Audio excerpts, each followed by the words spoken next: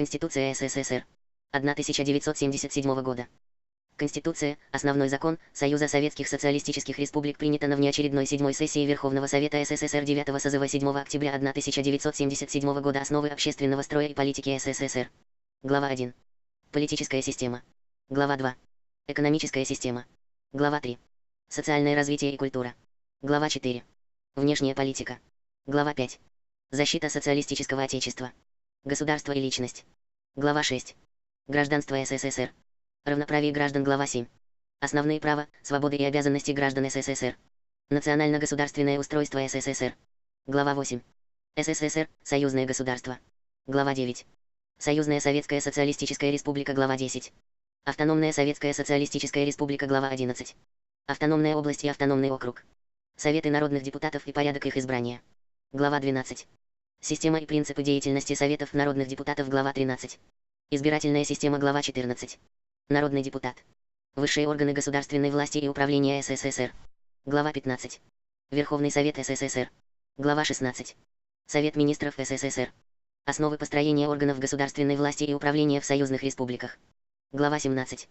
Высшие органы государственной власти и управления Союзной Республики. Глава 18. Высшие органы государственной власти и управления Автономной Республики. Глава 19. Местные органы государственной власти и управления. Правосудие, арбитраж и прокурорский надзор. Глава 20. Суд и арбитраж. Глава 21. Прокуратура. Герб, флаг, гимн и столица СССР. Действие Конституции СССР и порядок ее изменения. Великая Октябрьская социалистическая революция, совершенная рабочими и крестьянами России под руководством Коммунистической партии во главе с Лениным, свергла власть капиталистов и помещиков, разбила оковы угнетения, установила диктатуру пролетариата и создала советское государство, государство нового типа, основное орудие защиты революционных завоеваний, строительства социализма и коммунизма. Начался всемирной исторический поворот человечества от капитализма к социализму. Одержав победу в гражданской войне, отразив империалистическую интервенцию, советская власть осуществила глубочайшие социально-экономические преобразования, навсегда покончила с эксплуатацией человека человеком, с классовыми антагонизмами и национальной враждой. Объединение советских республик в Союз СССР приумножило силы и возможности народов страны в строительстве социализма. Утвердились общественная собственность на средства производства, подлинная демократия для трудящихся масс. Впервые в истории человечества было создано социалистическое общество. Ярким проявлением силы социализма стал немеркнущий подвиг советского народа, его вооруженных сил, одержавших историческую победу в Великой Отечественной войне. Эта победа укрепила авторитет и международные позиции СССР, открыла новые благоприятные возможности для роста сил социализма, национального освобождения, демократии и мира во всем мире. Продолжая свою созидательную деятельность, трудящиеся Советского Союза обеспечили быстрое и всестороннее развитие страны, совершенствование социалистического строя. Упрочились союз рабочего класса, колхозного крестьянства и народной интеллигенции, дружба наций и народностей СССР. Сложилось социально-политическое и идейное единство советского общества, ведущей силой которого выступает рабочий класс. Выполнив задачи диктатуры пролетариата, советское государство стало общенародным. Возросла руководящая роль коммунистической партии, авангарда всего народа. В СССР построено развитое социалистическое общество. На этом этапе, когда социализм развивается на своей собственной основе, все полнее раскрываются созидательные силы нового строя, преимущества социалистического образа жизни, трудящиеся все шире пользуются плодами великих революционных завоеваний. Это общество, в котором созданы могучие производительные силы, передовая наука и культура, в котором постоянно растет благосостояние народа, складываются все более благоприятные условия для всестороннего развития личности. Это общество зрелых социалистических общественных отношений, в котором на основе сближения всех классов и социальных слоев, юридического и фактического равенства всех наций и народностей, их братского сотрудничества сложилась новая историческая общность людей, советский народ. Это общество высокой организованности, идейности и сознательности трудящихся, патриотов и интернационалистов. Это общество, законом жизни которого является забота всех о благе каждого и забота каждого о благе всех. Это общество подлинной демократии, политическая система которого обеспечивает эффективное управление всеми общественными делами, все более активное участие трудящихся в государственной жизни, сочетание реальных прав и свобод граждан с их обязанностями и ответственностью перед обществом. Развитое социалистическое общество – закономерный этап на пути к коммунизму. Высшая цель советского государства – построение бесклассового коммунистического общества, в котором получит развитие общественное коммунистическое самоуправление. Главные задачи социалистического общенародного государства – создание материально-технической базы коммунизма, совершенствование социалистических общественных отношений и их преобразование в коммунистические, воспитание человека коммунистического общества, повышение материального и культурного уровня жизни трудящихся, обеспечение безопасности страны, содействие укреплению мира и развитию международного сотрудничества. Советский народ, руководствуясь идеями научного коммунизма и соблюдая верность своим революционным традициям, опираясь на великие социально-экономические и политические завоевания социализма, стремясь к дальнейшему развитию социалистической демократии, учитывая международное положение СССР как составной части мировой системы социализма и сознавая свою интернациональную ответственность, сохраняя преемственность идей и принципов Первой Советской Конституции 1918 года, Конституции СССР 1924 года. Конституция СССР 1936 года закрепляет основы общественного строя и политики СССР, устанавливает право, свободы и обязанности граждан, принципы организации и цели социалистического общенародного государства и провозглашает их в настоящей Конституции. Основы общественного строя и политики СССР. Глава 1. Политическая система. Статья 1. Союз Советских Социалистических Республик есть социалистическое общенародное государство, выражающее волю и интересы рабочих, крестьян и интеллигенции, трудящихся всех наций и народностей страны. Статья 2. Вся власть в СССР принадлежит народу. Народ осуществляет государственную власть через Советы народных депутатов, составляющие политическую основу СССР. Все другие государственные органы подконтрольны и подотчетны Советам народных депутатов. Статья 3. Организация и деятельность советского государства строится в соответствии с принципом демократического централизма, выборностью всех органов государственной власти снизу доверху, подотчетностью их народу, обязательностью решений вышестоящих органов для нижестоящих. Демократический централизм сочетает единое руководство с инициативой и творческой активностью на местах, с ответственностью каждого государственного органа и должностного лица за порученное дело. Статья 4. Советское государство, все его органы действуют на основе социалистической законности, обеспечивают охрану правопорядка, интересов общества, прав и свобод граждан. Государственные и общественные организации, должностные лица обязаны соблюдать Конституцию СССР и советские законы. Статья 5. Наиболее важные вопросы государственной жизни выносятся на всенародное обсуждение, а также ставятся на всенародное голосование, референдум. Статья 6. Руководящей и направляющей силой советского общества, ядром его политической системы, государственных и общественных организаций является Коммунистическая партия Советского Союза. КПСС существует для народа и служит народу. Вооруженная марксистско-ленинским учением, Коммунистическая партия определяет генеральную перспективу развития общества, линию внутренней и внешней политики СССР, руководит великой созидательной деятельностью советского народа, придает планомерный научно обоснованный характер его борьбе за победу коммунизма. Все партийные организации действуют в рамках Конституции СССР. Статья 7. Профессиональные союзы, Всесоюзный Ленинский коммунистический союз молодежи, кооперативные и другие общественные организации в соответствии со своими уставными задачами участвуют в управлении государственными и общественными делами, в решении политических, хозяйственных и социально-культурных вопросов. Статья 8. Трудовые коллективы участвуют в обсуждении и решении государственных и общественных дел, в планировании производства и социального развития, в подготовке и расстановке кадров, в обсуждении и решении вопросов управления предприятиями и учреждениями, улучшения условий труда и быта, использования средств, предназначенных для развития производства, а также на социально-культурные мероприятия и материальное поощрение. Трудовые коллективы развивают социалистическое соревнование, способствуют распространению передовых методов работы, укреплению трудовой дисциплины, воспитывают своих членов в духе коммунистической нравственности, заботятся о повышении их политической сознательности, культуры и профессиональной квалификации. Статья 9. Основным направлением развития политической системы советского общества является дальнейшее развертывание социалистической демократии, все более широкое участие граждан в управлении делами государства и общества, совершенствование государственного аппарата, повышение активности общественных организаций, усиление народного контроля, укрепление правовой основы государственной и общественной жизни, расширение гласности, постоянный учет общественного мнения. Глава 2. Экономическая система. Статья 10. Основу экономической системы СССР составляет социалистическая собственность на средства производства в форме государственной, общенародной и колхозно-кооперативной собственности. Социалистической собственностью является также имущество профсоюзных и иных общественных организаций, необходимое им для осуществления уставных задач. Государство охраняет социалистическую собственность и создает условия для ее приумножения. Никто не вправе использовать социалистическую собственность в целях личной наживы и в других корыстных целях. Статья 11. Государственная собственность – общее достояние всего советского народа, основная форма социалистической собственности. В исключительной собственности государства находится земля, ее недра, воды, леса. Государству принадлежат основные средства производства в промышленности, строительстве и сельском хозяйстве, средства транспорта и связи, банки, имущество организованных государством торговых, коммунальных и иных предприятий, основной городской жилищный фонд, а также другое имущество, необходимое для осуществления задач государства. Статья 12. Собственностью колхозов и других кооперативных организаций, их объединений являются средства производства и иное имущество, необходимое им для осуществления уставных задач. Земля, занимаемая колхозами, закрепляется за ними в бесплатное и бессрочное пользование. Государство содействует развитию колхозно-кооперативной собственности и ее сближению с государственной. Колхозы, как и другие землепользователи, обязаны эффективно использовать землю, бережно относиться к ней, повышать ее плодородие. Статья 13. Основу личной собственности граждан СССР составляют трудовые доходы. В личной собственности могут находиться предметы обихода, личного потребления, удобства и подсобного домашнего хозяйства, жилой дом и трудовые сбережения. Личная собственность граждан и право ее наследования охраняются государством. В пользовании граждан могут находиться участки земли, предоставляемые в установленном законом порядке для ведения подсобного хозяйства, включая содержание скота и птицы, садоводство и огородничество, а также для индивидуального жилищного строительства. Граждане обязаны рационально использовать предоставленные им земельные участки. Государство и колхозы оказывают содействие гражданам в ведении подсобного хозяйства. Имущество, находящееся в личной собственности или в пользовании граждан, не должно служить для извлечения нетрудовых доходов, использоваться в ущерб интересам общества. Статья 14. Источником роста общественного богатства, благосостояния народа и каждого советского человека является свободный от эксплуатации труд советских людей.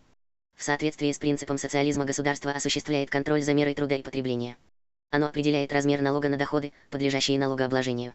Общественно полезный труд и его результаты определяют положение человека в обществе. Государство, сочетая материальные и моральные стимулы, поощряя новаторство, творческое отношение к работе, способствует превращению труда в первую жизненную потребность каждого советского человека. Статья 15. Высшая цель общественного производства при социализме – наиболее полное удовлетворение растущих материальных и духовных потребностей людей. Опираясь на творческую активность трудящихся, социалистическое соревнование, достижение научно-технического прогресса, совершенствуя формы и методы руководства экономикой, государство обеспечивает рост производительности труда, повышение эффективности производства и качества работы, динамичное, планомерное и пропорциональное развитие народного хозяйства. Статья 16. Экономика СССР составляет единый народно-хозяйственный комплекс, охватывающий все звенья общественного производства, распределения и обмена на территории страны. Руководство экономикой осуществляется на основе государственных планов экономического и социального развития, с учетом отраслевого и территориального принципов, при сочетании централизованного управления с хозяйственной самостоятельностью и инициативой предприятий, объединений и других организаций. При этом активно используется хозяйственный расчет, прибыль, себестоимость, другие экономические рычаги и стимулы. Статья 17. В СССР в соответствии с законом допускаются индивидуальная трудовая деятельность в сфере кустарно-ремесленных промыслов, сельского хозяйства, бытового обслуживания населения, а также другие виды деятельности, основанные исключительно на личном труде граждан и членов их семей. Государство регулирует индивидуальную трудовую деятельность, обеспечивая ее использование в интересах общества. Статья 18. В интересах настоящего и будущих поколений в СССР принимаются необходимые меры для охраны и научно обоснованного, рационального использования земли и ее недр, водных ресурсов, растительного и животного мира, для сохранения в чистоте воздуха и воды, обеспечения воспроизводства природных богатств и улучшения окружающей человека среды. Глава 3. Социальное развитие и культура. Статья 19. Социальную основу СССР составляет нерушимый союз рабочих, крестьян и интеллигенции.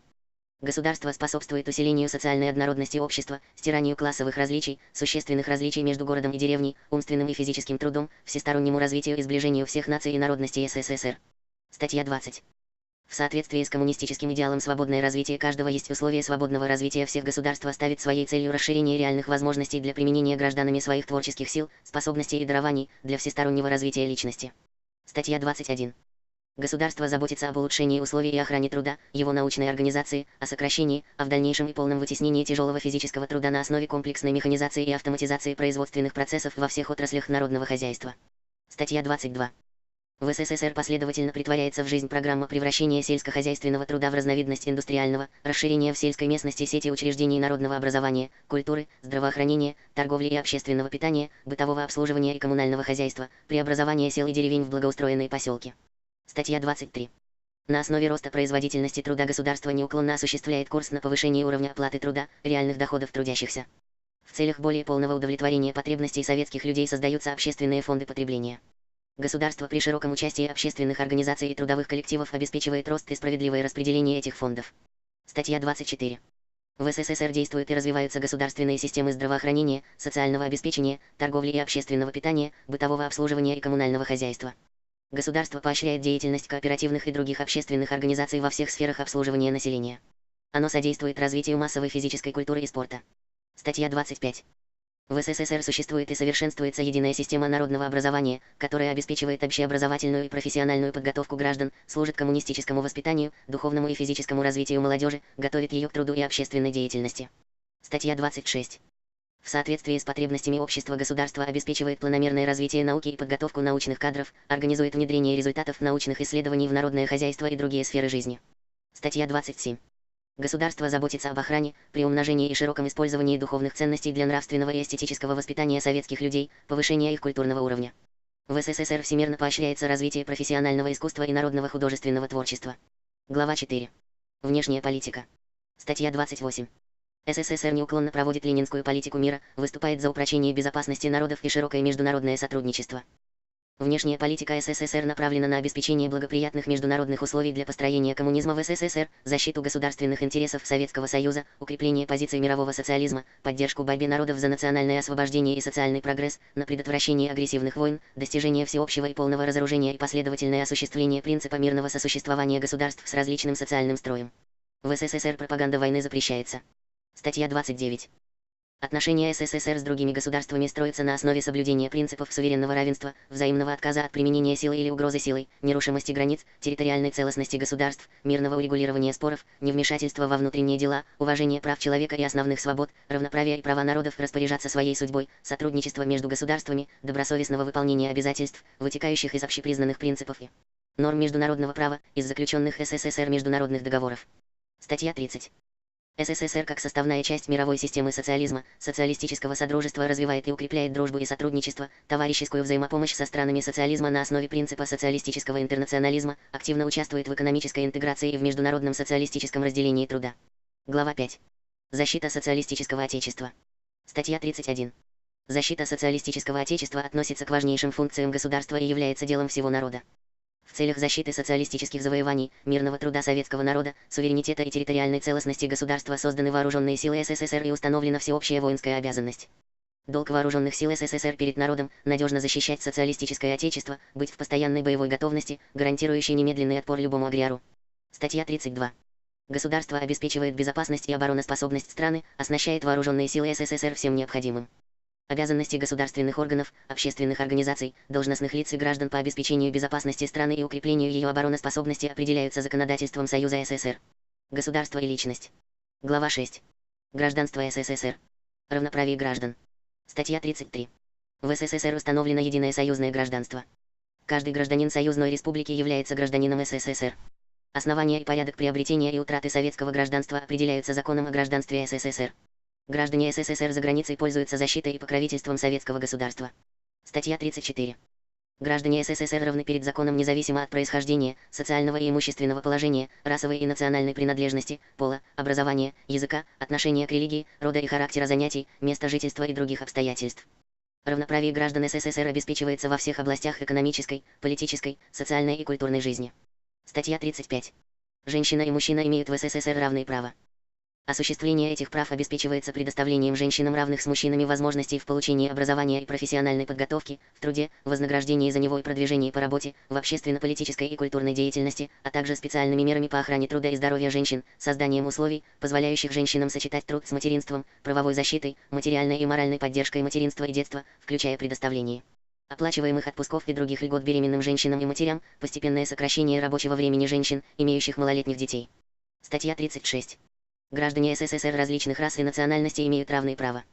Осуществление этих прав обеспечивается политикой всестороннего развития и сближения всех наций и народностей СССР, воспитанием граждан в духе советского патриотизма и социалистического интернационализма, возможностью пользоваться родным языком и языками других народов СССР. Какое бы то ни было прямое или косвенное ограничение прав, установление прямых или косвенных преимуществ граждан по расовым и национальным признакам, равно как и всякая проповедь расовой или национальной исключительности, вражды или пренебрежения, наказываются по закону. Статья 37. Иностранным гражданам и лицам без гражданства в СССР гарантируются предусмотренные законом права и свободы, в том числе право на обращение в суд и иные государственные органы для защиты принадлежащих им личных, имущественных, семейных и иных прав. Находящиеся на территории СССР иностранные граждане и лица без гражданства обязаны уважать Конституцию СССР и соблюдать советские законы. Статья 38. СССР предоставляет право убежища иностранцам, преследуемым за защиту интересов трудящихся и дела мира, за участие в революционном и национально-освободительном движении, за прогрессивную общественно-политическую, научную или иную творческую деятельность. Глава 7. Основные права, свободы и обязанности граждан СССР. Статья 39. Граждане СССР обладают всей полнотой социально-экономических, политических и личных прав и свобод, провозглашенных и гарантируемых Конституцией СССР и советскими законами. Социалистический строй обеспечивает расширение прав и свобод, непрерывное улучшение условий жизни граждан по мере выполнения программ социально-экономического и культурного развития. Использование гражданами прав и свобод не должно наносить ущерб интересам общества и государства, правам других граждан. Статья 40. Граждане СССР имеют право на труд, то есть на получение гарантированной работы с оплатой труда в соответствии с его количеством и качеством и не ниже установленного государством минимального размера, включая право на выбор профессии, рода занятий и работы в соответствии с призванием, способностями, профессиональной подготовкой, образованием и с учетом общественных потребностей. Это право обеспечивается социалистической системой хозяйства, неуклонным ростом производительных сил, бесплатным профессиональным обучением, повышением трудовой квалификации и обучением новым специальностям, развитием систем профессиональной ориентации и трудоустройства. Статья 41. Граждане СССР имеют право на отдых. Это право обеспечивается установлением для рабочих и служащих рабочей недели, не превышающей 41 часа, сокращенным рабочим днем для ряда профессий и производств, сокращенной продолжительностью работы в ночное время, предоставлением ежегодных оплачиваемых отпусков, дней еженедельного отдыха, а также расширением сети культурно-просветительных и оздоровительных учреждений, развитием массового спорта, физической культуры и туризма, созданием благоприятных возможностей для отдыха по месту жительства и других условий рационального использования свободного времени. Продолжительность рабочего времени и отдыха колхозников регулируется колхозами. Статья 42. Граждане СССР имеют право на охрану здоровья. Это право обеспечивается бесплатной квалифицированной медицинской помощью, оказываемой государственными учреждениями здравоохранения, расширением сети учреждений для лечения и укрепления здоровья граждан, развитием и совершенствованием техники безопасности и производственной санитарии, проведением широких профилактических мероприятий, мерами по оздоровлению окружающей среды, особой заботой о здоровье подрастающего поколения, включая запрещение детского труда, не связанного с обучением, трудовым воспитанием, развертыванием научных исследований, направленных на предупреждение и снижение заболеваемости, на обеспечение долголетней активной жизни граждан. Статья 43. Граждане СССР имеют право на материальное обеспечение в старости, в случае болезни, полной или частичной утраты трудоспособности, а также потери кормильца. Это право гарантируется социальным страхованием рабочих, служащих и колхозников, пособиями по временной нетрудоспособности, выплатой за счет государства и колхозов пенсий по возрасту, инвалидности и по случаю потери кормильца, трудоустройством граждан, частично утративших трудоспособность, заботой о престарелых гражданах и об инвалидах, другими формами социального обеспечения. Статья 44. Граждане СССР имеют право на жилище. Это право обеспечивается развитием и охраной государственного и общественного жилищного фонда, содействием кооперативному и индивидуальному жилищному строительству, справедливым распределением под общественным контролем жилой площади, предоставляемой по мере осуществления программы строительства благоустроенных жилищ, а также невысокой платой за квартиру и коммунальные услуги. Граждане СССР должны бережно относиться к предоставленному им жилищу. Статья 45. Граждане СССР имеют право на образование. Это право обеспечивается бесплатностью всех видов образования, осуществлением всеобщего обязательного среднего образования молодежи, широким развитием профессионально-технического, среднего специального и высшего образования на основе связи обучения с жизнью, с производством, развитием заочного и вечернего образования, предоставлением государственных стипендий и льгот учащимся и студентам, бесплатной выдачей школьных учебников, возможностью обучения в школе на родном языке, созданием условий для самообразования. Статья 46. Граждане СССР имеют право на пользование достижениями культуры. Это право обеспечивается общедоступностью ценностей отечественной и мировой культуры, находящихся в государственных и общественных фондах, развитием и равномерным размещением культурно-просветительных учреждений на территории страны, развитием телевидения и радио, книгоиздательского дела и периодической печати, сети бесплатных библиотек, расширением культурного обмена с зарубежными государствами. Статья 47. Гражданам СССР в соответствии с целями коммунистического строительства гарантируется свобода научного, технического и художественного творчества. Она обеспечивается широким развертыванием научных исследований, изобретательской и рационализаторской деятельности, развитием литературы и искусства. Государство создает необходимые для этого материальные условия, оказывает поддержку добровольным обществам и творческим союзам, организует внедрение изобретений и рационализаторских предложений в народное хозяйство и другие сферы жизни. Права авторов, изобретателей и рационализаторов охраняются государством. Статья 48. Граждане СССР имеют право участвовать в управлении государственными и общественными делами, в обсуждении и принятии законов и решений общегосударственного и местного значения. Это право обеспечивается возможностью избирать и быть избранными в Советы народных депутатов и другие выборные государственные органы, принимать участие во всенародных обсуждениях и голосованиях, в народном контроле, в работе государственных органов, общественных организаций и органов общественной самодеятельности, в собраниях трудовых коллективов и по месту жительства. Статья 49. Каждый гражданин СССР имеет право вносить в государственные органы и общественные организации предложения об улучшении их деятельности, критиковать недостатки в работе. Должностные лица обязаны в установленные сроки рассматривать предложения и заявления граждан, давать на них ответы и принимать необходимые меры. Преследование за критику запрещается. Лица, преследующие за критику, привлекаются к ответственности. Статья 50. В соответствии с интересами народа и в целях укрепления и развития социалистического строя гражданам СССР гарантируются свободы, слова, печати, собраний, митингов, уличных шествий и демонстраций. Осуществление этих политических свобод обеспечивается предоставлением трудящимся и их организациям общественных зданий, улиц и площадей, широким распространением информации, возможностью использования печати, телевидения и радио. Статья 51. В соответствии с целями коммунистического строительства граждане СССР имеют право объединяться в общественные организации, способствующие развитию политической активности и самодеятельности, удовлетворению их многообразных интересов. Общественным организациям гарантируются условия для успешного выполнения ими своих уставных задач. Статья 52. Гражданам СССР гарантируется свобода совести, то есть право исповедовать любую религию или не исповедовать никакой, отправлять религиозные культы или вести атеистическую пропаганду. Возбуждение вражды и ненависти в связи с религиозными верованиями запрещается. Церковь в СССР отделена от государства и школа от церкви. Статья 53. Семья находится под защитой государства. Брак основывается на добровольном согласии женщины и мужчины, супруги полностью равноправны в семейных отношениях. Государство проявляет заботу о семье путем создания и развития широкой сети детских учреждений, организации и совершенствования службы быта и общественного питания, выплаты пособий по случаю рождения ребенка, предоставления пособий и льгот многодетным семьям, а также других видов пособий и помощи семье. Статья 54. Гражданам СССР гарантируется неприкосновенность личности. Никто не может быть подвергнут аресту иначе как на основании судебного решения или санкции прокурора. Статья 55. Гражданам СССР гарантируется неприкосновенность жилища. Никто не имеет права без законного основания войти в жилище против воли проживающих в нем лиц. Статья 56. Личная жизнь граждан, тайна переписки, телефонных переговоров и телеграфных сообщений охраняются законом. Статья 57. Уважение личности, охрана прав и свобод граждан, обязанность всех государственных органов, общественных организаций и должностных лиц. Граждане СССР имеют право на судебную защиту от посягательств на честь и достоинство, жизнь и здоровье, на личную свободу и имущество. Статья 58. Граждане СССР имеют право обжаловать действия должностных лиц, государственных и общественных органов. Жалобы должны быть рассмотрены в порядке и в сроки, установленные законом. Действия должностных лиц, совершенные с нарушением закона, с превышением полномочий, ущемляющие права граждан, могут быть в установленном законом порядке обжалованы в суд. Граждане СССР имеют право на возмещение ущерба, причиненного незаконными действиями государственных и общественных организаций, а также должностных лиц при исполнении ими служебных обязанностей. Статья 59. Осуществление прав и свобод неотделимо от исполнения гражданином своих обязанностей.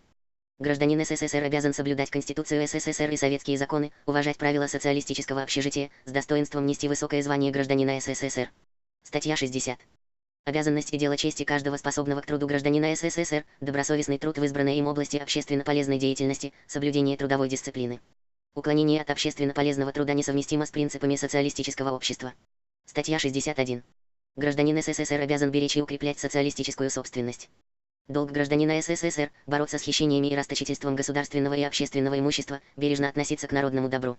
Лица, посягающие на социалистическую собственность, наказываются по закону. Статья 62.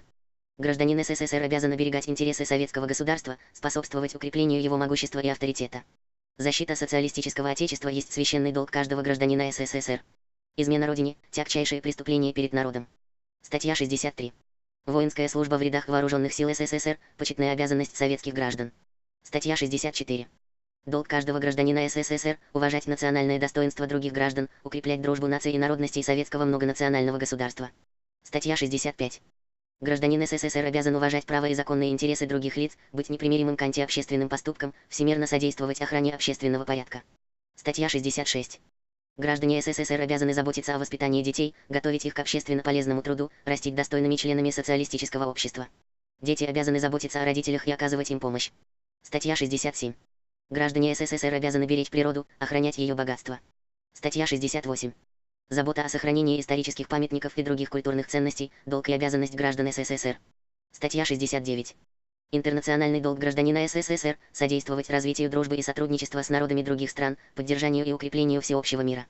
Национально-государственное устройство СССР. Глава 8. СССР – союзное государство. Статья 70. Союз Советских Социалистических Республик – единое союзное многонациональное государство, образованное на основе принципа социалистического федерализма, в результате свободного самоопределения наций и добровольного объединения равноправных Советских Социалистических Республик. СССР олицетворяет государственное единство советского народа, сплачивает все нации и народности в целях совместного строительства коммунизма. Статья 71.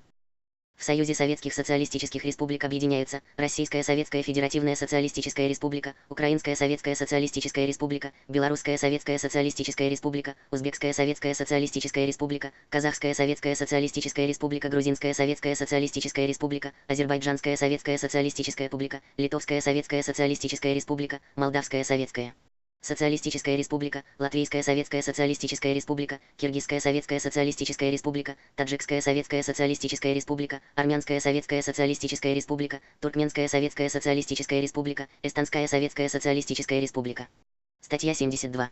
За каждой союзной республикой сохраняется право свободного выхода из СССР. Статья 73. Ведению Союза Советских Социалистических Республик в лице его высших органов государственной власти и управления подлежат: 1. Принятие в состав СССР новых республик, утверждение образования новых автономных республик и автономных областей в составе союзных республик. 2. Определение государственной границы СССР и утверждение изменений границ между союзными республиками. 3. Установление общих начал организации и деятельности республиканских и местных органов государственной власти и управления. 4. Обеспечение единства, законодательного регулирования на всей территории СССР, установление основ законодательства Союза СССР и союзных республик. 5. Проведение единой социально-экономической политики, руководство экономикой страны, определение основных направлений научно-технического прогресса и общих мероприятий по рациональному использованию и охране природных ресурсов, разработка и утверждение государственных планов экономического и социального развития СССР, утверждение отчетов об их выполнении.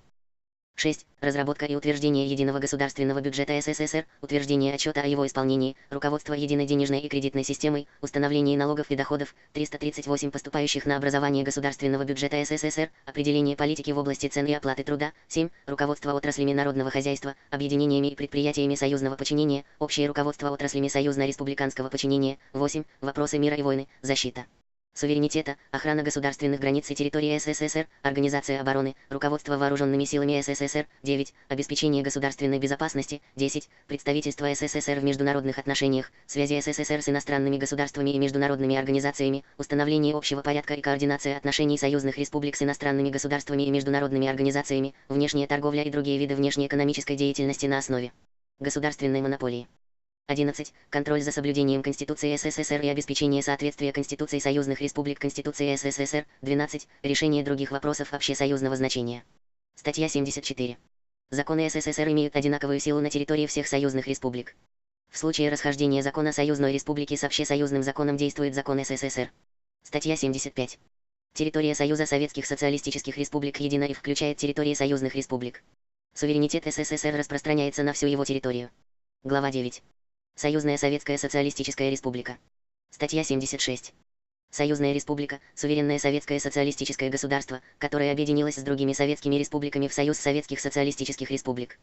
Вне пределов, указанных в статье 73 Конституции СССР, Союзная Республика самостоятельно осуществляет государственную власть на своей территории. Союзная Республика имеет свою Конституцию, соответствующую Конституции СССР и учитывающую особенности республики. Статья 77. Союзная Республика участвует в решении вопросов, отнесенных к ведению Союза СССР, в Верховном Совете СССР, Президиуме Верховного Совета СССР, правительстве СССР и других органах Союза СССР. Союзная Республика обеспечивает комплексное экономическое и социальное развитие на своей территории, способствует осуществлению на этой территории полномочий Союза СССР, проводит в жизнь решения высших органов государственной власти и управления СССР. По вопросам, относящимся к ее ведению, Союзная Республика координирует и контролирует деятельность предприятий, учреждений и организаций союзного подчинения. Статья 78. Территория Союзной Республики не может быть изменена без ее согласия. Границы между союзными республиками могут изменяться по взаимному соглашению соответствующих республик, которое подлежит утверждению Союзом СССР. Статья 79. Союзная Республика определяет свое краевое, областное, окружное, районное деление и решает иные вопросы административно-территориального устройства. Статья 80. Союзная Республика имеет право вступать в отношения с иностранными государствами, заключать с ними договоры и обмениваться дипломатическими и консульскими представителями, участвовать в деятельности международных организаций. Статья 81. Суверенные права союзных республик охраняются Союзом СССР. Глава 10. Автономная Советская Социалистическая Республика. Статья 82. Автономная республика находится в составе Союзной Республики. Автономная республика вне пределов прав Союза СССР и Союзной Республики самостоятельно решает вопросы, относящиеся к ее ведению. Автономная республика имеет свою Конституцию, соответствующую Конституции СССР и Конституции Союзной Республики и учитывающую особенности Автономной Республики. Статья 83. Автономная республика участвует в решении вопросов, отнесенных к ведению Союза СССР и Союзной Республики, через высшие органы государственной власти и управления соответственно Союза СССР и Союзной Республики. Автономная республика обеспечивает комплексное экономическое и социальное развитие на своей территории, способствует осуществлению на этой территории полномочий Союза СССР и Союзной Республики, проводит в жизнь решения высших органов государственной власти и управления СССР и Союзной Республики. По вопросам, относящимся к ее ведению, Автономная республика координирует и контролирует деятельность предприятий, учреждений и организаций союзного и республиканского, Союзной Республики, подчинения. Статья 84. Территория Автономной республики не может быть изменена без ее согласия. Статья 85. В Российской Советской Федеративной Социалистической Республике состоят автономные советские социалистические республики: Башкирская, Бурятская, Дагестанская, Кабардино-Балкарская, Калмыцкая, Карельская, Коми, Марийская, Мордовская, Североосетинская, Татарская, Тувинская, Удмуртская, Чечено-Ингушская, Чувашская, Якутская. В Узбекской Советской Социалистической Республике состоит Каракалпакская автономная Советская Социалистическая Республика. В Грузинской Советской Социалистической Республике состоят Абхазская и Аджарская автономные Советские Социалистические Республики. В Азербайджанской Советской Социалистической Республике состоит Нахичеванская автономная Советская Социалистическая Республика. Глава 11. Автономная область и автономный округ. Статья 86. Автономная область находится в составе союзной республики или края. Закон об автономной области принимается Верховным Советом Союзной Республики по представлению Совета народных депутатов автономной области. Статья 87. В Российской Советской Федеративной Социалистической Республике состоят автономные области Адыгейская, Горно-Алтайская, Еврейская, Карачаево-Черкесская, Хакасская. В Грузинской Советской Социалистической Республике состоит Юго-Осетинская автономная область. В Азербайджанской Советской Социалистической Республике состоит Нагорно-Карабахская автономная область. В Таджикской Советской Социалистической Республике состоит Горно-Бадахшанская автономная область. Статья 88. Автономный округ находится в составе края или области. Закон об автономных округах принимается Верховным Советом Союзной Республики. Советы народных депутатов и порядок их избрания. Глава 12. Система и принципы деятельности Советов народных депутатов. Статья 89. Советы народных депутатов, Верховный Совет СССР, Верховные Советы Союзных Республик, Верховные Советы Автономных Республик, Краевые, областные Советы народных депутатов, Советы народных депутатов автономных областей и автономных округов, районные, городские, районные в городах, поселковые и сельские Советы народных депутатов составляют единую систему органов государственной власти. Статья 90. Срок полномочий Верховного Совета СССР, Верховных Советов Союзных Республик и Верховных Советов Автономных Республик – 5 лет. Срок полномочий местных Советов народных депутатов – 2,5 года. Выборы в Советы народных депутатов назначаются не позднее, чем за 2 месяца до истечения срока полномочий соответствующих Советов. Статья 91. Важнейшие вопросы, отнесенные к ведению соответствующих Советов народных депутатов, рассматриваются и решаются на их сессиях. Советы народных депутатов избирают постоянные комиссии, создают исполнительные и распорядительные, а также другие подотчетные им органы. Статья 92. Советы народных депутатов образуют органы народного контроля, сочетающего государственный контроль с общественным контролем трудящихся на предприятиях, в колхозах, учреждениях и организациях. Органы народного контроля контролируют выполнение государственных планов и заданий, ведут борьбу с нарушениями государственной дисциплины, проявлениями местничества, ведомственного подхода к делу, с бесхозяйственностью и расточительством, волокитой и бюрократизмом, способствуют совершенствованию работы государственного аппарата. Статья 93. Советы народных депутатов непосредственно и через создаваемые ими органы руководят всеми отраслями государственного, хозяйственного и социально-культурного строительства, принимают решения, обеспечивают их исполнение, осуществляют контроль за проведением решений в жизнь. Статья 94. Деятельность Советов народных депутатов строится на основе коллективного, свободного, делового обсуждения и решения вопросов, гласности, регулярной отчетности исполнительных и распорядительных органов, других создаваемых Советами органов перед Советами и населением, широкого привлечения граждан к участию в их работе. Советы народных депутатов и создаваемые ими органы систематически информируют население о своей работе и принятых решениях. Глава 13. Избирательная система. Статья 95. Выборы депутатов во все Советы народных депутатов производятся на основе всеобщего, равного и прямого избирательного права при тайном голосовании. Статья 96. Выборы депутатов являются всеобщими, все граждане СССР, достигшие 18 лет, имеют право избирать и быть избранными, за исключением лиц, признанных в установленном законом порядке умалишенными. Депутатом Верховного Совета СССР может быть избран гражданин СССР, достигший 21 года. Статья 97. Выборы депутатов являются равными, каждый избиратель имеет один голос, все избиратели участвуют в выборах на равных основаниях. Статья 98. Выборы депутатов являются прямыми, депутаты всех Советов народных депутатов избираются гражданами непосредственно.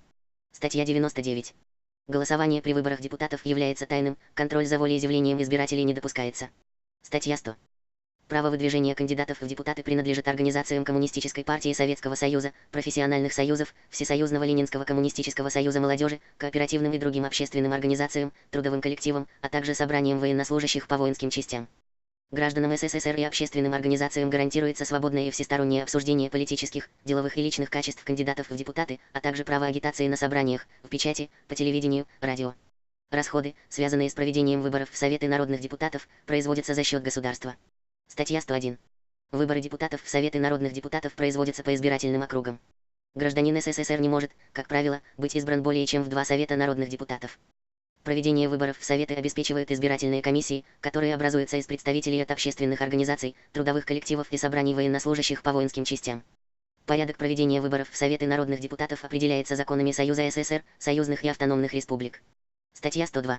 Избиратели дают наказы своим депутатам. Соответствующие Советы народных депутатов рассматривают наказы избирателей, учитывают их при разработке планов экономического и социального развития и составлении бюджета, организуют выполнение наказов и информируют граждан об их реализации. Глава 14. Народный депутат. Статья 103. Депутаты являются полномочными представителями народа в советах народных депутатов. Участвуя в работе советов, депутаты решают вопросы государственного, хозяйственного и социально-культурного строительства, организуют проведение решений советов в жизнь, осуществляют контроль за работой государственных органов, предприятий, учреждений и организаций. В своей деятельности депутат руководствуется общегосударственными интересами, учитывает запросы населения избирательного округа, добивается претворения в жизнь наказов избирателей. Статья 104. Депутат осуществляет свои полномочия, не порываясь производственной или служебной деятельностью. На время сессии Совета, а также для осуществления депутатских полномочий в других случаях, предусмотренных законом, депутат освобождается от выполнения производственных или служебных обязанностей с сохранением среднего заработка по месту постоянной работы. Статья 105. Депутат имеет право запроса к соответствующим государственным органам и должностным лицам, которые обязаны дать ответ на запрос на сессии Совета.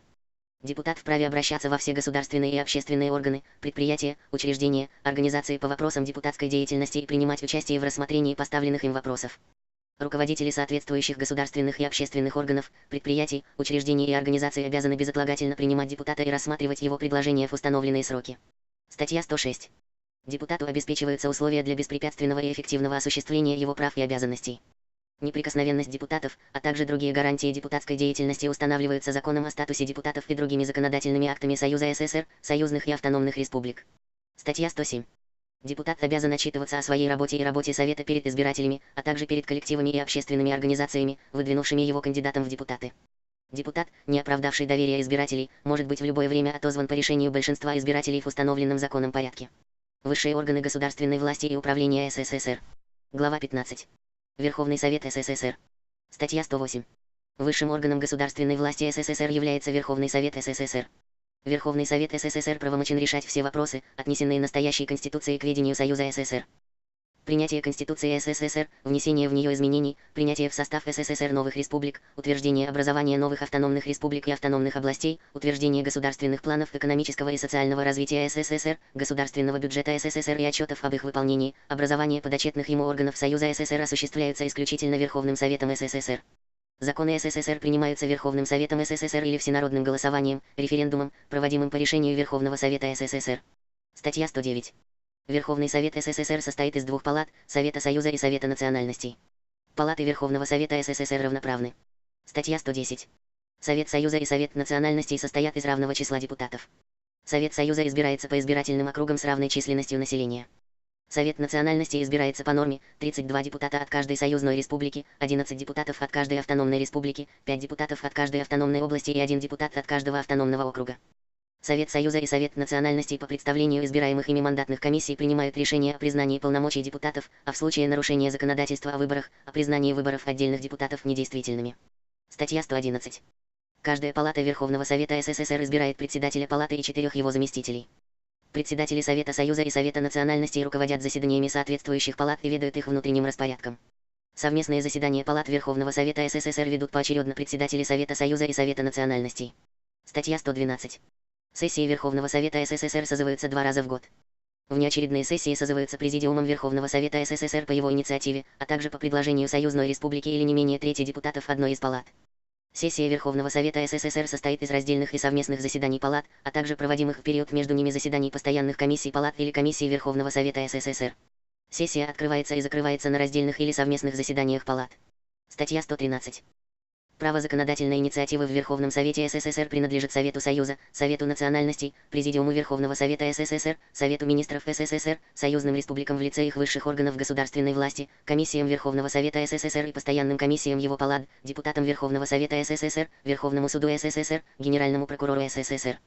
Правом законодательной инициативы обладают также общественные организации в лице их общесоюзных органов. Статья 114. Проекты законов и другие вопросы, внесенные на рассмотрение Верховного Совета СССР, обсуждаются палатами на их раздельных или совместных заседаниях. В случае необходимости проект закона, либо соответствующий вопрос может быть передан для предварительного или дополнительного рассмотрения в одну или несколько комиссий. Закон СССР считается принятым, если в каждой из палат Верховного Совета СССР за него проголосовало большинство от общего числа депутатов палаты. Постановления и иные акты Верховного Совета СССР принимаются большинством от общего числа депутатов Верховного Совета СССР.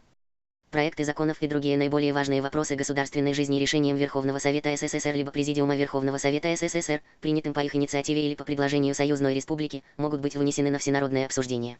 Статья 115.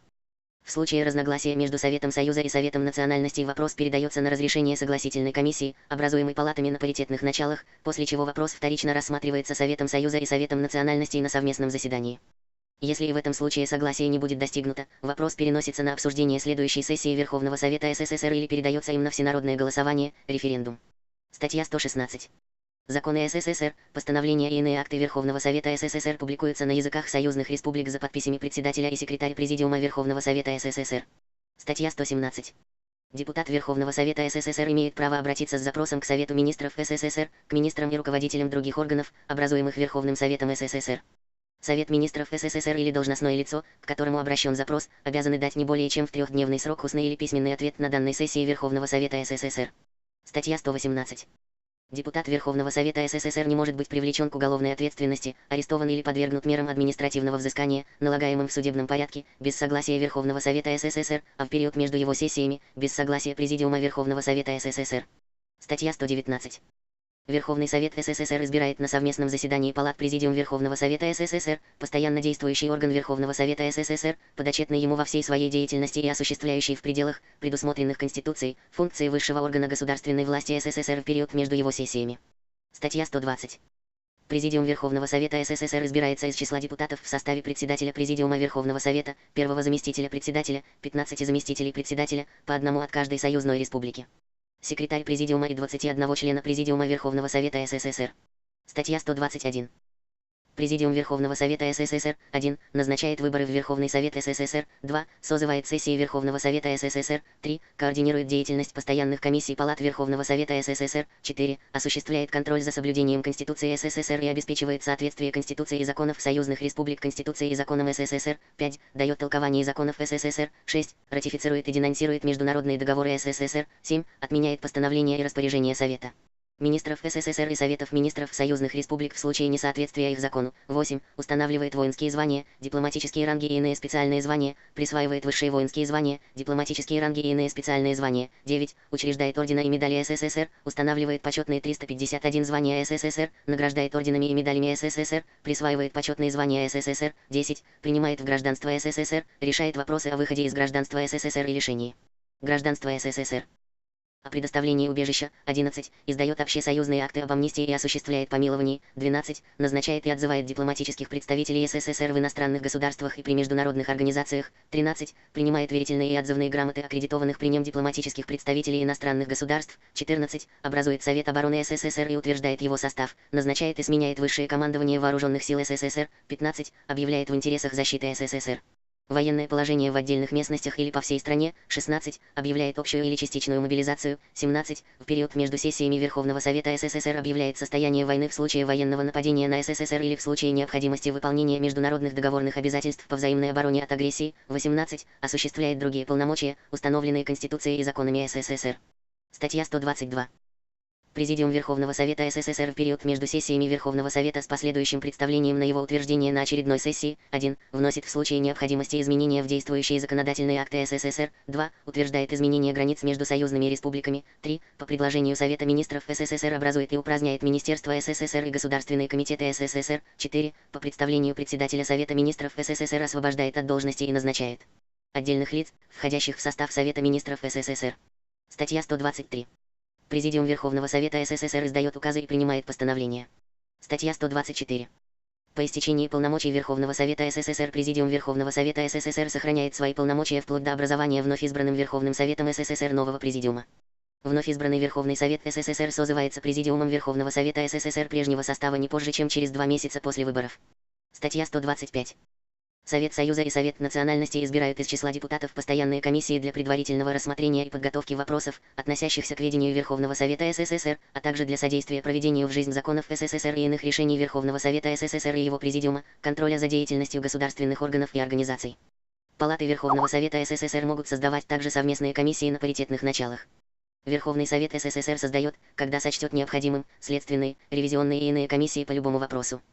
Все государственные и общественные органы, организации и должностные лица обязаны выполнять требования Комиссии Верховного Совета СССР и Комиссии его палат, представлять им необходимые материалы и документы. Рекомендации комиссии подлежат обязательному рассмотрению государственными и общественными органами, учреждениями и организациями. О результатах рассмотрения или о принятых мерах должно быть сообщено комиссиям в установленный срок. Статья 126. Верховный Совет СССР осуществляет контроль за деятельностью всех подотчетных ему государственных органов. Верховный Совет СССР образует Комитет народного контроля СССР, возглавляющий систему органов народного контроля. Организация и порядок деятельности органов народного контроля определяются Законом о народном контроле в СССР. Статья 127. Порядок деятельности Верховного Совета СССР и его органов определяется Регламентом Верховного Совета СССР и другими законами СССР, издаваемыми на основе Конституции СССР. Глава 16. Совет министров СССР. Статья 128. Совет министров СССР, правительство СССР, является высшим исполнительным и распорядительным органом государственной власти СССР. Статья 129. Совет министров СССР образуется Верховным Советом СССР на совместном заседании Совета Союза и Совета национальностей в составе председателя Совета министров СССР, первых заместителей и заместителей председателя, министров СССР, председателей государственных комитетов СССР. В состав Совета министров СССР входят по должности председатели Советов министров союзных республик. По представлению председателя Совета министров СССР Верховный Совет СССР может включить в состав правительства СССР руководителей других органов и организаций СССР. Совет министров СССР слагает свои полномочия перед вновь избранным Верховным Советом СССР на его первой сессии. Статья 130. Совет министров СССР ответственен перед Верховным Советом СССР и ему подотчетен, а в период между сессиями Верховного Совета СССР, перед Президиумом Верховного Совета СССР, которому подотчетен. Совет министров СССР регулярно отчитывается о своей работе перед Верховным Советом СССР. Статья 131. Совет министров СССР правомочен решать все вопросы государственного управления, отнесенные к ведению Союза СССР, поскольку они не входят, согласно Конституции, в компетенцию Верховного Совета СССР и Президиума Верховного Совета СССР. В пределах своих полномочий Совет министров СССР 1. Обеспечивает руководство народным хозяйством и социально-культурным строительством, разрабатывает и осуществляет меры по обеспечению роста благосостояния и культуры народа, по развитию науки и техники, рациональному использованию и охране природных ресурсов, по укреплению денежной и кредитной системы, проведению единой политики цен, оплаты труда, социального обеспечения, организации государственного страхования и единой системы учета статистики, организует управление промышленными, строительными, сельскохозяйственными предприятиями и объединениями, предприятиями транспорта и связи, банками, а также иными организациями и учреждениями союзного подчинения. 2. Разрабатывает и вносит в Верховный Совет СССР текущие и перспективные государственные планы экономического и социального развития СССР, государственный бюджет СССР, принимает меры по осуществлению государственных планов и бюджета. Представляет Верховному Совету СССР отчеты о выполнении планов и исполнении бюджета. 3. Осуществляет меры по защите интересов государства, охране социалистической собственности и общественного порядка, по обеспечению и защите прав и свобод граждан. 4. Принимает меры по обеспечению государственной безопасности. 5. Осуществляет общее руководство строительством вооруженных сил СССР, определяет ежегодные контингенты граждан, подлежащих призыву на действительную военную службу. 6. Осуществляет общее руководство в области отношений с иностранными государствами, внешней торговли, экономического, научно-технического и культурного сотрудничества СССР с зарубежными странами, принимает меры к обеспечению выполнения международных договоров СССР, утверждает и денонсирует межправительственные международные договоры. 7. Образует в случае необходимости комитеты, главные управления и другие ведомства при Совете министров СССР по делам хозяйственного, социально-культурного и оборонного строительства. Статья 132. Для решения вопросов, связанных с обеспечением руководства народным хозяйством и других вопросов государственного управления в качестве постоянного органа Совета министров СССР действует Президиум Совета министров СССР в составе председателя Совета министров СССР, первых заместителей и заместителей председателя. Статья 133. Совет министров СССР на основе и во исполнение законов СССР и иных решений Верховного Совета СССР и его Президиума издает постановления и распоряжения и проверяет их исполнение. Постановления и распоряжения Совета министров СССР обязательны к исполнению на всей территории СССР. Статья 134.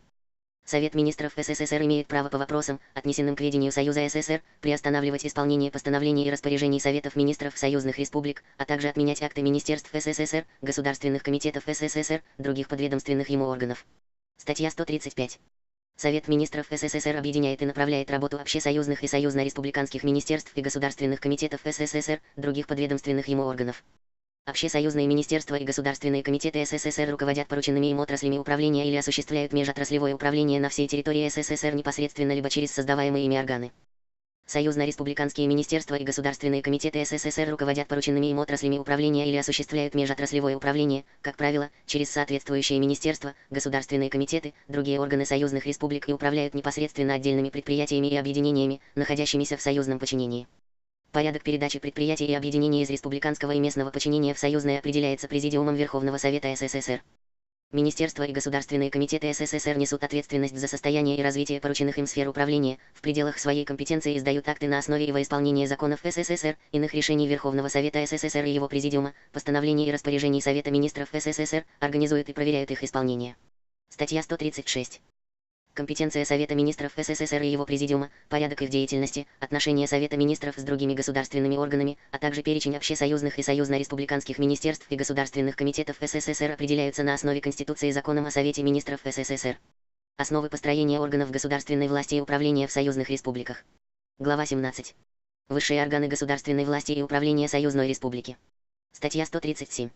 Высшим органом государственной власти Союзной Республики является Верховный Совет Союзной Республики. Верховный Совет Союзной Республики правомочен решать все вопросы, отнесенные к ведению Союзной Республики Конституции СССР и Конституции Союзной Республики. Принятие Конституции Союзной Республики, внесение в нее изменений, утверждение государственных планов экономического и социального развития, государственного бюджета Союзной Республики и отчетов об их выполнении, образование подотчетных ему органов осуществляются исключительно Верховным Советом Союзной Республики. Законы Союзной Республики принимаются Верховным Советом Союзной Республики или народным голосованием, референдумом, проводимым по решению Верховного Совета Союзной Республики. Статья 138. Верховный Совет Союзной Республики избирает Президиум Верховного Совета, постоянно действующий орган Верховного Совета Союзной Республики, подотчетный ему во всей своей деятельности. Состав и полномочия Президиума Верховного Совета Союзной Республики определяются Конституцией Союзной Республики. Статья 139. Верховный Совет Союзной Республики образует Совет Министров Союзной Республики, правительство Союзной Республики, высший исполнительный и распорядительный орган государственной власти Союзной Республики. Совет Министров Союзной Республики ответственен перед Верховным Советом Союзной Республики и ему подотчетен, а в период между сессиями Верховного Совета, перед Президиумом Верховного Совета Союзной Республики, которому подотчетен. Статья 140. Совет Министров Союзной Республики издает постановления и распоряжения на основе и во исполнение законодательных актов СССР и Союзной Республики, постановления и распоряжений Совета Министров СССР, организует и проверяет их исполнение. Статья 141. Совет Министров Союзной Республики имеет право приостанавливать исполнение постановлений и распоряжений Советов Министров автономных республик, отменять решения и распоряжения исполнительных комитетов краевых, областных, городских, городов республиканского подчинения, Советов народных депутатов автономных областей, а в союзных республиках, не имеющих областного деления, исполнительных комитетов районных и соответствующих городских советов народных депутатов. Статья 142. Совет Министров Союзной Республики объединяет и направляет работу союзно-республиканских и республиканских министерств, государственных комитетов Союзной Республики, других подведомственных ему органов. Союзно-республиканские министерства и государственные комитеты Союзной Республики руководят порученными им отраслями управления или осуществляют межотраслевое управление, подчиняясь как Совету Министров Союзной Республики, так и соответствующему Союзно-республиканскому министерству СССР или Государственному комитету СССР. Республиканские министерства и государственные комитеты руководят порученными им отраслями управления или осуществляют межотраслевое управление, подчиняясь Совету Министров Союзной Республики. Глава 18. Высшие органы государственной власти и управления Автономной Республики. Статья 143. Высшим органом государственной власти Автономной Республики является Верховный Совет Автономной Республики. Принятие Конституции Автономной Республики, внесение в нее изменений, утверждение государственных планов экономического и социального развития, а также государственного бюджета Автономной Республики, образование подотчетных ему органов осуществляется исключительно Верховным Советом Автономной Республики. Законы Автономной Республики принимаются Верховным Советом Автономной Республики. Статья 144. Верховный Совет Автономной Республики избирает Президиум Верховного Совета Автономной Республики и образует Совет Министров Автономной Республики, правительство Автономной Республики. Глава 19. Местные органы государственной власти и управления. Статья 145. Органами государственной власти в краях, областях, автономных округах, районах в городах, поселках, сельских населенных пунктах являются соответствующие советы народных депутатов. Статья 146. Местные советы народных депутатов решают все вопросы местного значения, исходя из общегосударственных интересов и интересов граждан, проживающих на территории совета, проводят в жизнь решения вышестоящих государственных органов, руководят деятельностью нижестоящих советов народных депутатов, участвуют в обсуждении вопросов республиканского и общесоюзного значения, вносят по ним свои предложения. Местные советы народных депутатов руководят на своей территории государственным, хозяйственным и социально-культурным строительством, утверждают планы экономического и социального развития и местный бюджет, осуществляют руководство подчиненными им государственными органами, предприятиями, учреждениями и организациями, обеспечивают соблюдение законов, охрану государственного и общественного порядка, прав граждан, содействуют укреплению обороноспособности страны. Статья 147. В пределах своих полномочий местные советы народных депутатов обеспечивают комплексное экономическое и социальное развитие на их территории, осуществляют контроль за соблюдением законодательства расположенными на этой территории предприятиями, учреждениями и организациями вышестоящего подчинения, координируют и контролируют их деятельность в области землепользования, охраны природы, строительства, использования трудовых ресурсов, производства товаров народного потребления, социально-культурного, бытового и иного обслуживания населения. Статья 148.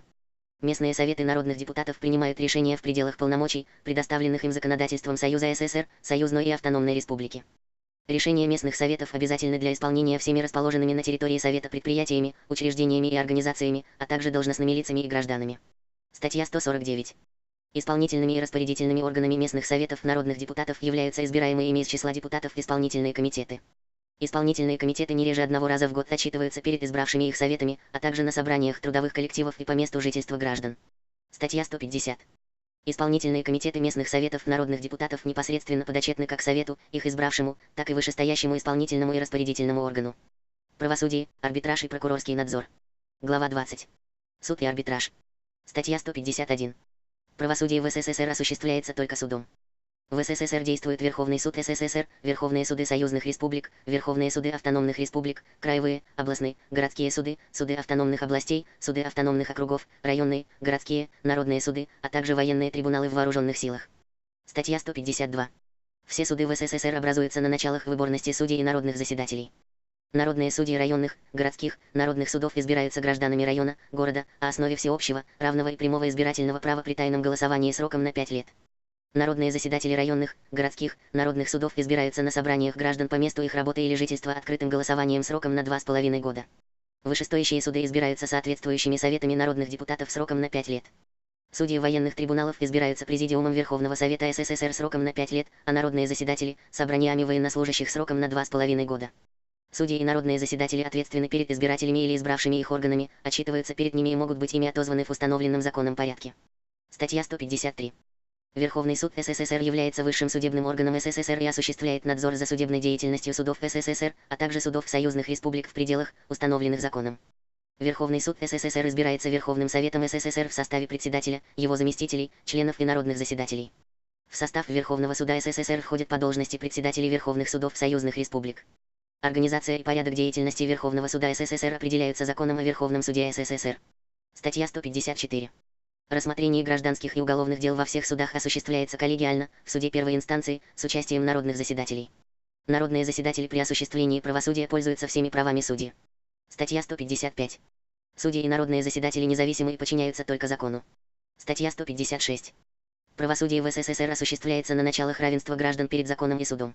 Статья 157. Разбирательство дел во всех судах открытое. Слушание дел в закрытом заседании суда допускается лишь в случаях, установленных законом, с соблюдением при этом всех правил судопроизводства. Статья 158. Обвиняемому обеспечивается право на защиту. Статья 159. Судопроизводство ведется на языке союзной или автономной республики, автономной области, автономного округа или на языке большинства населения данной местности. Участвующим в деле лицам, не владеющим языком, на котором ведется судопроизводство, обеспечивается право полного ознакомления с материалами дела, участие в судебных действиях через переводчика и право выступать в суде на родном языке. Статья 160. Никто не может быть признан виновным в совершении преступления, а также подвергнут уголовному наказанию иначе как по приговору суда и в соответствии с законом. Статья 161. Для оказания юридической помощи гражданам и организациям действует коллегия адвокатов. В случаях, предусмотренных законодательством, юридическая помощь гражданам оказывается бесплатно. Организация и порядок деятельности адвокатуры определяются законодательством Союза СССР и союзных республик. Статья 162. В судопроизводстве по гражданским и уголовным делам допускается участие представителей общественных организаций и трудовых коллективов. Статья 163. Разрешение хозяйственных споров между предприятиями, учреждениями и организациями осуществляется органами государственного арбитража в пределах их компетенции. Организация и порядок деятельности органов государственного арбитража определяются Законом о государственном арбитраже в СССР. Глава 21. Прокуратура. Статья 164. Высший надзор за точным и единообразным исполнением законов всеми министерствами, государственными комитетами и ведомствами, предприятиями, учреждениями и организациями, исполнительными и распорядительными органами местных советов народных депутатов, колхозами, кооперативными и иными общественными организациями, должностными лицами, а также гражданами возлагается на Генерального прокурора СССР и подчиненных ему прокуроров. Статья 165. Генеральный прокурор СССР назначается Верховным Советом СССР, ответственен перед ним и ему подотчетен, а в период между сессиями Верховного Совета, перед Президиумом Верховного Совета СССР, которому подотчетен. Статья 166. Прокуроры союзных республик, автономных республик, краев, областей и автономных областей назначаются Генеральным прокурором СССР. Прокуроры автономных округов, районные и городские прокуроры назначаются прокурорами союзных республик и утверждаются Генеральным прокурором СССР. Статья 167. Срок полномочий Генерального прокурора СССР и всех нижестоящих прокуроров – 5 лет. Статья 168. Органы прокуратуры осуществляют свои полномочия независимо от каких бы то ни было местных органов, подчиняясь только Генеральному прокурору СССР. Организация и порядок деятельности органов прокуратуры определяются Законом о прокуратуре СССР. Герб, флаг, гимн и столица СССР. Статья 169. Государственный герб Союза Советских Социалистических Республик представляет собой изображение серпа и молота на фоне земного шара, в лучах солнца и в обрамлении колосьев, с надписью на языках союзных республик, в верхней части герба, пятиконечная звезда. Статья 170. Государственный флаг Союза Советских Социалистических Республик представляет собой красное прямоугольное полотнище с изображением в его верхнем углу, у древка, золотых серпа и молота и над ними красной пятиконечной звезды, обрамленной золотой каймой. Отношение ширины флага к его длине – 1, 2. Статья 171. Государственный гимн Союза Советских Социалистических Республик утверждается Президиумом Верховного Совета СССР. Статья 172. Столицей Союза Советских Социалистических Республик является город Москва. Действие Конституции СССР и порядок ее изменения. Статья 173. Конституция СССР обладает высшей юридической силой. Все законы и иные акты государственных органов издаются на основе и в соответствии с Конституцией СССР. Статья 174. Изменение Конституции СССР производится решением Верховного Совета СССР, принятым большинством не менее 2/3 от общего числа депутатов каждой из его палат.